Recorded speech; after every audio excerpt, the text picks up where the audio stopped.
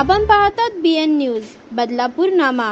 ठाण्याच्या कोपरी परिसरातील अवाढव्य डोंगरांच्या पायथ्याशी असलेल्या झोपडपट्टीत राहणाऱ्या दीपाली संजय काते हिची सत्य कहाणी।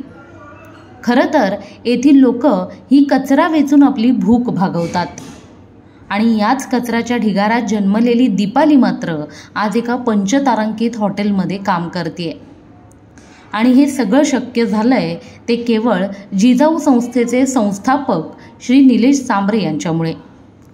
दीपालीच्या हॉटेल मॅनेजमेंटचा शिक्षणाचा संपूर्ण खर्च हा निलेश सांबरे यांच्या मार्फत करण्यात आलाय, ज्यामुळे लहानपणापासूनच कचरा वेचणारी दीपाली आज तिचं हॉटेल मॅनेजमेंटचं शिक्षण पूर्ण करून एका मोठ्या हॉटेलमध्ये काम करते।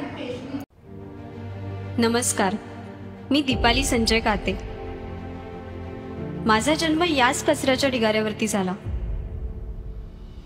माझं लहानपण हाच कचरा वेचता वेचता गेलं। माझे आई वडील याच कचऱ्यात काम करता करता दबून गेले। आई वडील गेल्यानंतर घर सुटलं।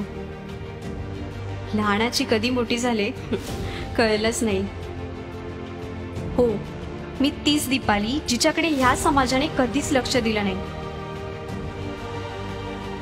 हो, मी तीच दीपाली जिने तुमची धुणी भांडी केली, तुमची घाण साफ केली। हो, मी तीच दीपाली जिने कधी स्वतःची स्वप्ने उघड्या डोळ्यांनी बघितलीच नाही।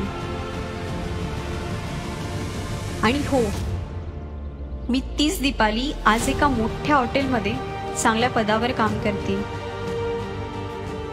हे स्वप्न पूर्ण करण्यासाठी मला केवळ एक संधी हवी होती आणि ही संधी मला माझ्या आप्पांनी दिली। दीपाली सारख्या अनेक मुलांना उत्तम मोफत शिक्षण देऊन त्यांचे स्वप्न पूर्ण करण्यासाठी माननीय निलेश सांबरे म्हणजेच आप्पा हे कचऱ्यावरची शाळा असे अनेक विविध शैक्षणिक व सामाजिक उपक्रम संपूर्ण कोकणच्या 5ही जिल्ह्यात मोफत राबवत आहेत।